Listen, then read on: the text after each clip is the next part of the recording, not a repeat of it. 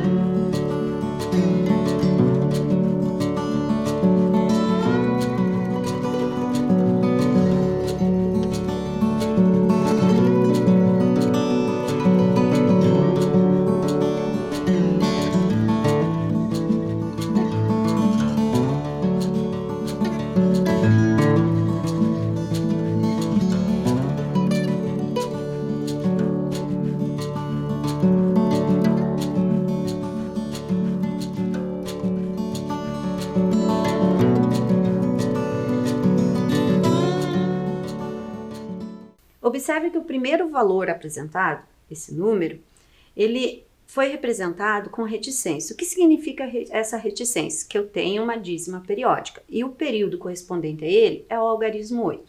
Então, eu utilizei essa representação diferenciada. Esse traço em cima do 8 significa que eu tenho o período 8, uma dízima periódica. Então, vamos procurar, para obter o valor da soma desses dois números correspondentes, vamos obter a fração geratriz do número decimal, que nós vamos definir a equação de x igual a 1,8. O que eu vou fazer com essa equação? Eu vou operar de forma conveniente, tá? Neste caso, eu vou multiplicar por 10. Multiplicando por 10, eu obtenho uma outra equação, 10x igual a 18,8.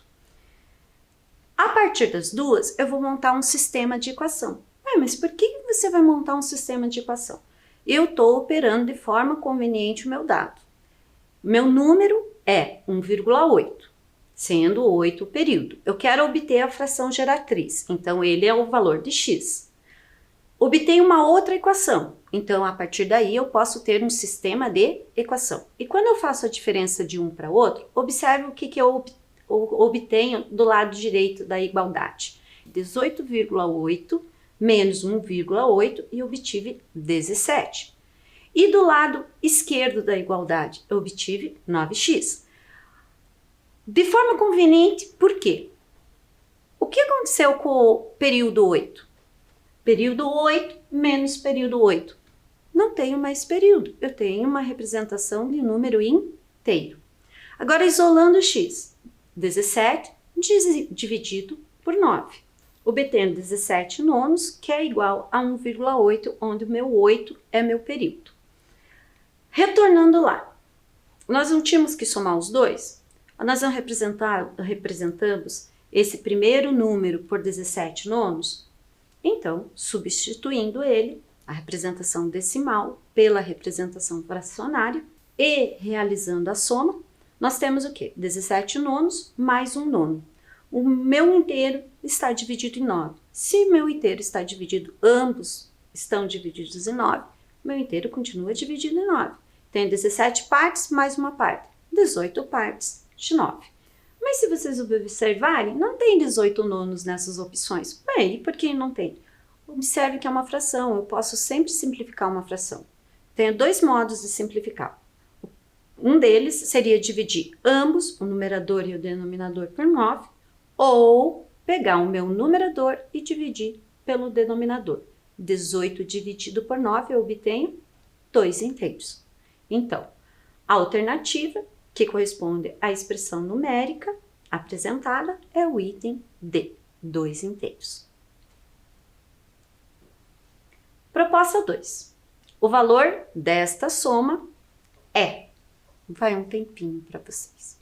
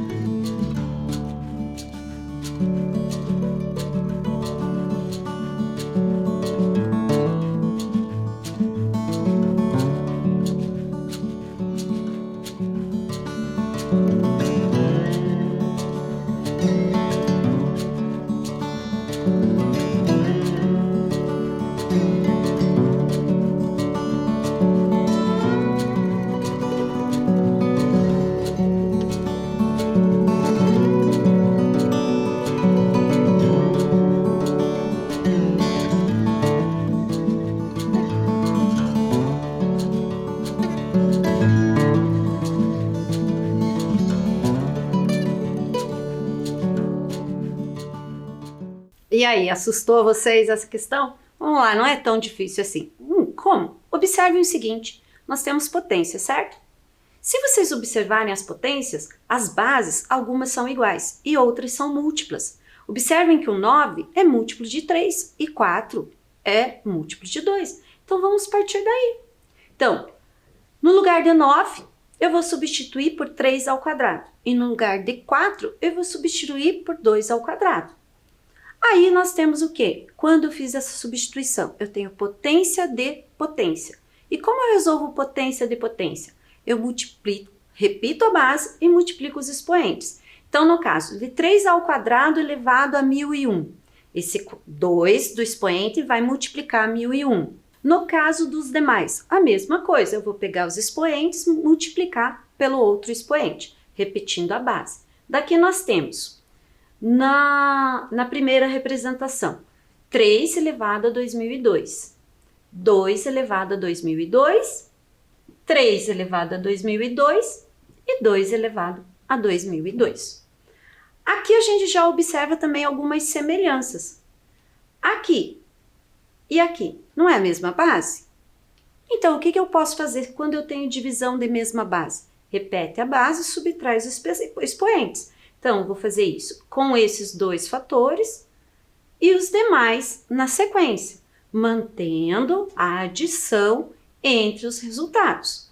Poxa, da onde surgiu isso? Vamos verificar. 2 elevado a 1. Da onde saiu 2 elevado a 1? Nós não tínhamos 2003 de expoente e 2002 no denominador de expoente? Eu fiz a diferença. A diferença entre 2003 e 2002 eu tenho expoente 1. Na sequência, base 3. 2002 menos 2003. Eu tenho expoente 1 negativo. Em relação aos próximos fatores, 2002 e 2002, a diferença é 0. E 2 elevado a 0, eu tenho o fator 1. 2002 com 2003, 1 negativo. Observe que na forma da representação apareceu expoentes negativos. E o que você tem que lembrar em relação a expoentes negativos? Que eles se tratam no inverso. Olha a leitura que eu vou fazer. O inverso de 3 elevado a 1. Mas quanto que é o inverso de 3 elevado a 1? 1 terço. 3 elevado a 1, eu vou ter um fator. Inverso, 1 terço. Então, olha, essa é a mesma coisa. O inverso de 3 elevado a 1, 1 terço. Então, a leitura adequada também ajuda você, tá? Então, o que temos aqui? O dobro de 1 terço mais um fator de 1 terço. Então, nós temos 2 terços mais 1 terço. Percebam que aqui aconteceu o mesmo caso da anterior. Os denominadores são iguais. Se o meu inteiro está dividido em 3 partes, basta eu somar os meus numeradores. 2 partes de 3 mais uma parte de 3, eu tenho 3 terços. Tá, e aí? Qual dessas opções representa 3 terços? Simplifica 3 terços. Tá? Ou divide por 3 numerador e denominador, ou pega 3 e divide por 3. Nós temos quanto? 1 inteiro. Então, o valor dessa soma corresponde ao item C, 1. Proposta 3. Na figura, ABCDE é um pentágono regular. CDFG é um quadrado. DFH é um triângulo equilátero. O valor do ângulo beta é... Vou dar um tempinho aí para vocês.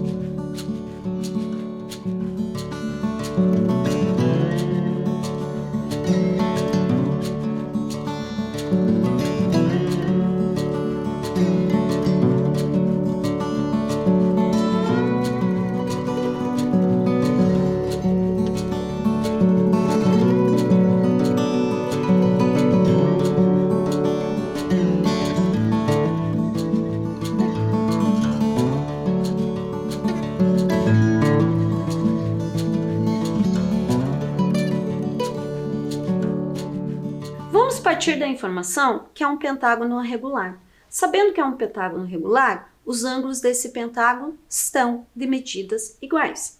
Então, qual é a medida desse ângulo do pentágono? Nós vamos lembrar o seguinte, que a soma dos ângulos eternos de qualquer polígono é o número de lados menos 2 multiplicado por 180. Então, o número de lados que eu tenho do pentágono corresponde a 5. Fazendo a diferença desses 5 lados pelo número 2, nós temos 3. E multiplicando esse 3, né, pelo 180, obtemos 540.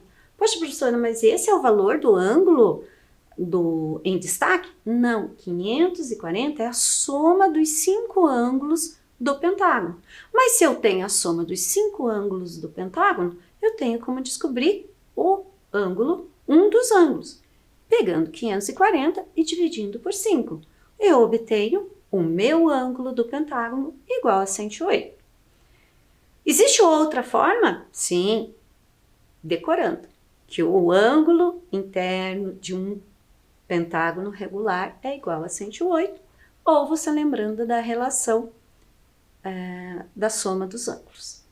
A partir daí, continuando, foi dada a informação que é um quadrado, correto? Se é um quadrado, qual é o ângulo desse quadrado? 90 graus. Depois, a outra informação que nos foi dada, que esse triângulo aqui em cima corresponde a um triângulo equilátero. O que nós sabemos de triângulo equilátero em relação à classificação? A classificação é em relação ao lado, que são 3 lados iguais. Mas por consequência, se eu tenho 3 lados iguais, eu tenho 3 ângulos iguais.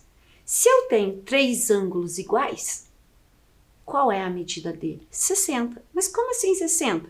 Sabendo que a soma dos ângulos internos de qualquer triângulo é 180, pegue esse 180, divida em 3 ângulos. Eu tenho 60 graus. E a pergunta agora é a seguinte, né? Continuando o raciocínio. Qual é a medida desse ângulo em destaque que eu deixei aqui para vocês? Eu sei que uma volta inteira, observe o seguinte, volta inteira da onde? Eu fui dando um giro, eu parti aqui do pentágono e fui girando. Então aqui eu tenho 108, aqui eu tenho 90, aqui eu tenho 60, e quando fechar aqui, eu vou ter uma volta inteira. Então, eu tenho a volta inteira, mas que volta inteira é essa 360 que você colocou na tela, menos 258? Observem aqui. Eu não iniciei do pentágono, o ângulo do pentágono, 108. Depois eu não fui na sequência para o quadrado, 90. Depois eu não fui para o triângulo equilátero, 60. E quando eu vou para esse triângulo, eu tenho uma volta completa, que fecha 360 graus. E os 258? São os valores já obtidos. 108 mais 60, 168. 168 mais 90, eu tenho 258. Fazendo a diferença dos dois, eu obtenho esse ângulo em relação ao triângulo em destaque. E daqui? Nós não queríamos saber o ângulo beta? Então tá, destaquei ali, ângulo beta. O que nós sabemos? Que 180 menos 102 graus, e da onde eu tirei esse 180? Soma dos ângulos internos de um triângulo, 180, menos 102, que foi o ângulo que nós encontramos. Nós temos 78. Tá, e daí? Vamos lembrar de uma informação que foi dada lá. Não era um pentágono regular? Se é um pentágono regular, eu tenho lados o quê? De tamanhos iguais. Esse quadrado não foi construído sobreposto ao lado do pentágono? Então, ele também tem a mesma medida do lado do pentágono. E o triângulo equilátero também tem a mesma medida do lado do quadrado. E o triângulo, o último que nós estamos nessa sequência, também possui a mesma medida.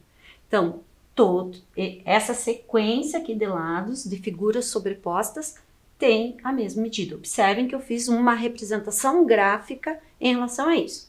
Então, se este lado e esse lado têm medidas iguais, em relação a esse último triângulo, nós temos que ele é um triângulo isósceles. E pela definição, pela classificação em relação ao lado triângulo isósceles, nós temos dois lados iguais e, por consequência, dois ângulos iguais. Então, se nós temos dois ângulos iguais e restava 78 graus, metade de 78 graus eu tenho 39 graus. Então, cada ângulo corresponde a 39 graus, restante do triângulo HED. Então, podemos afirmar que o valor do ângulo beta é 39 graus. Proposta 5. Só tenho inveja de uma coisa, quando vejo uma pessoa vindo do trabalho. Diz mulher que pega comida em caminhão de lixo em Fortaleza. O instante fugaz de alegria de Gabriel, de 12 anos, que encontrou uma árvore de Natal enquanto buscava restos de comida para a família. É o retrato do país onde 20 milhões de pessoas vivem na miséria e lutam até por ossos para comer.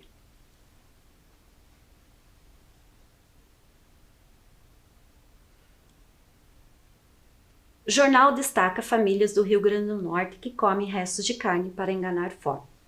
São famílias que revelam comer lagartos e restos de carne.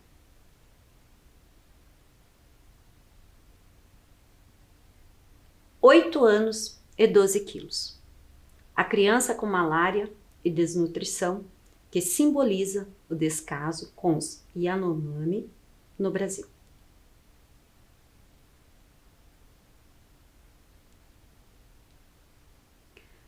Todas as notícias e imagens trazidas nesse momento a vocês na proposta 5 são um retrato do cenário atual de uma população brasileira em estado famélico, onde além dos 20 milhões que já passam fome hoje, 24,5 milhões não sabem se vão comer amanhã. Segundo o relatório divulgado em 2021 da Rede Brasileira de Pesquisa em Soberania e Segurança Alimentar e Nutricional. O mesmo levantamento indica que 55,2% da população não necessariamente come 3 refeições ao dia. Segundo a estimativa do IBGE, a população brasileira chegou a 213,3 milhões de habitantes. Estabeleça uma relação quantitativa entre os dados apresentados da população brasileira em estado famélico e a população total do Brasil. Para isso, antes desse tempo, trazendo as informações da tela anterior para vocês, nós temos lá de dados 20 milhões que já passam fome hoje e 24,5 milhões que não sabem se vão comer amanhã. Vai um tempinho aí para vocês.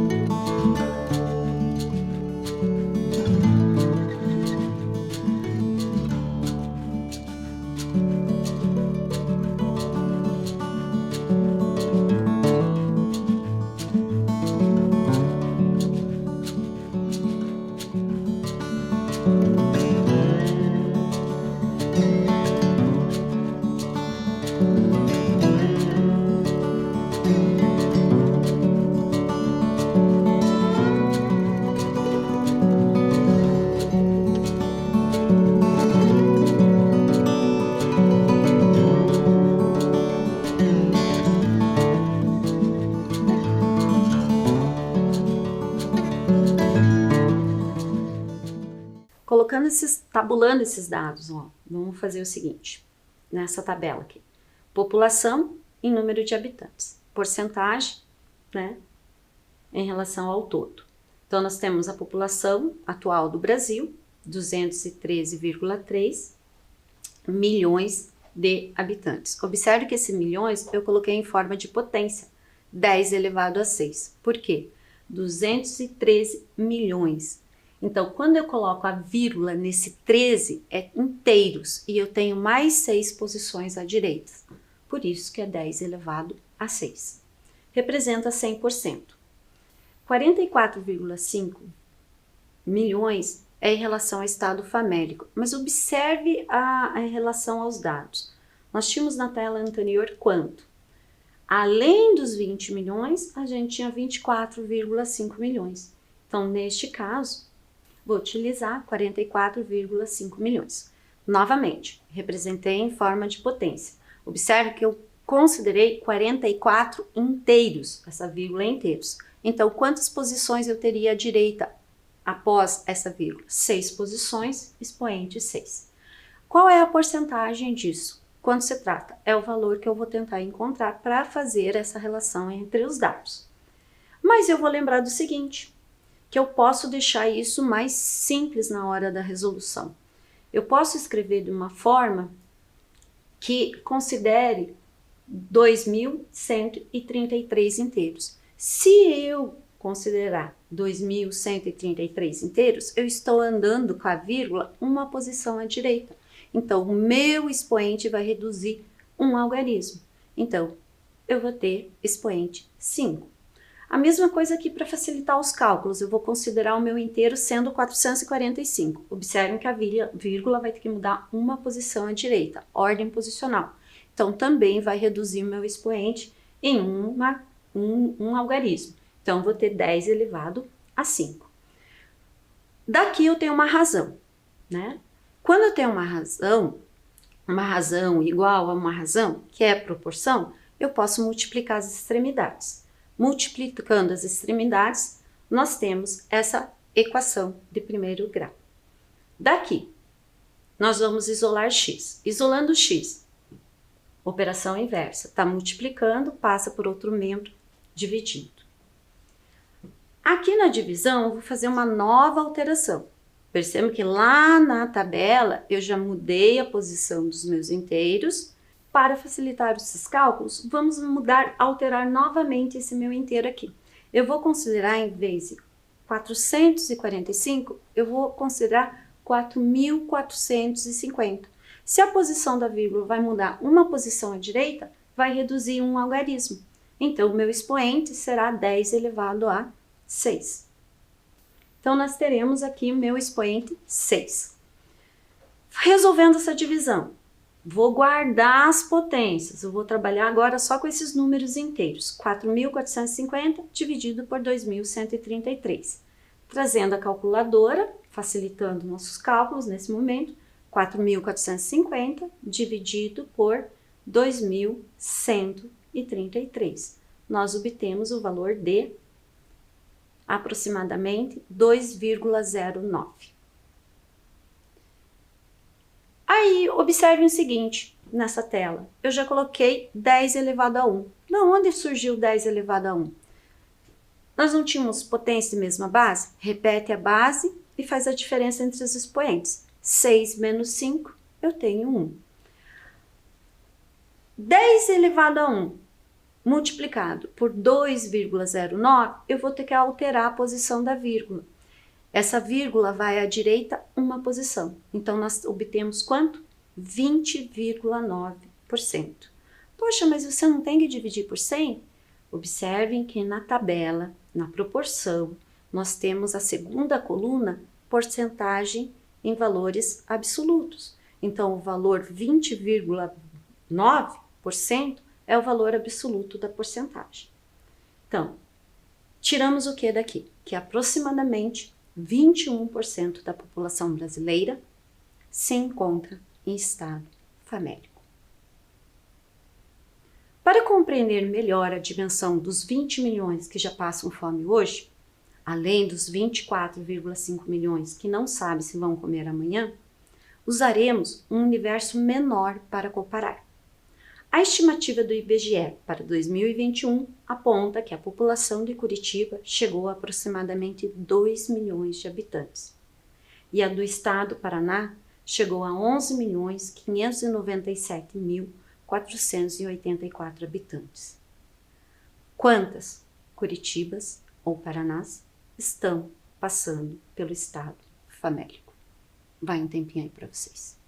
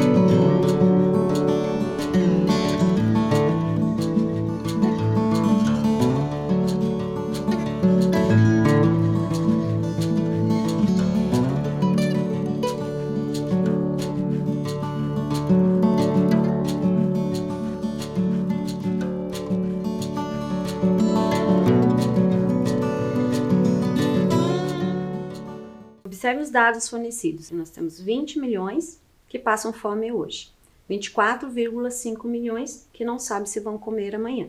Então, em estado famélico, eu vou somar 20 com 24,5. Então, eu tenho 44,5 milhões.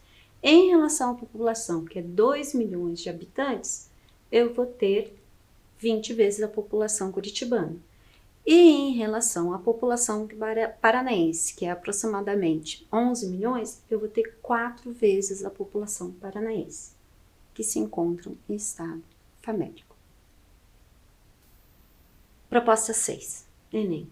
As frutas que antes se compravam por dúzias, hoje em dia podem ser compradas por quilogramas, existindo também a variação dos preços de acordo com a época da produção. Considere que, independente da época ou variação de preço, certa fruta custa R$ 3,75 o quilograma. Dos gráficos a seguir, o que representa o preço M pago em reais pela compra de N quilogramas desse produto é. Vai um tempinho aí para vocês.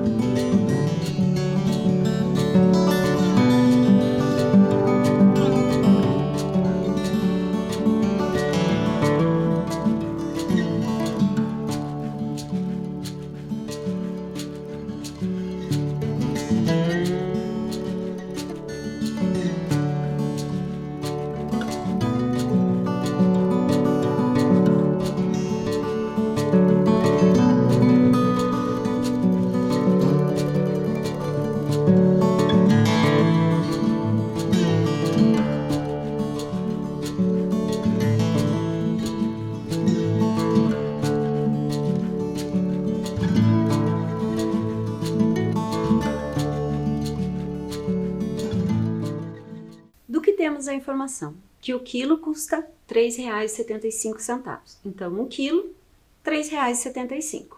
2 quilos, R$ 7,50. Então, observe o seguinte, é sempre múltiplo de 3,75 centavos. Então, a minha função eu represento por 3,75 de x. X é a minha variável independente, que é quantos quilos eu vou levar. O y, que é o valor que eu vou pagar, depende da variável x. O valor depende de quantos quilos de fruta você vai levar. Então, para situações de proporcionalidade como essa, que vocês observaram que é sempre múltiplo de R$ 3,75, temos uma função linear. E toda função linear, o gráfico é sempre uma reta. Então, daqui nós podemos já descartar o item A e o item C, que não representariam uma função linear. Agora, observem aqui. O item B, nesse gráfico, está dizendo o seguinte: mesmo que você não leve nada de fruta, o que você pagaria já? R$ 3,00. Mais ou menos R$ 3,00, porque está abaixo de R$ 3,75. Então, significa o quê? Qualquer valor, essa representação aqui gráfica, qualquer valor que você saia de lá será acrescido de mais ou menos R$ 3,00 a sua compra. Então, já podemos descartar essa. A Pro, já descartamos o item A, B, C. Sobrou, resta o item D e o item E. No item D, observe o seguinte: se você comprasse 1 quilo de fruta, sairia de graça. Como assim de graça? O vertical não seria o preço? Olha onde que está o 1 em relação à vertical. 0. Então, 1 quilo de fruta você não pagaria nada. Então, o que me sobra, me resta de item, é o item E. E vamos verificar que faz sentido. Eu levo 1 quilo de fruta e pago R$ 3,75. Então, a opção é o item E. Até a próxima aula.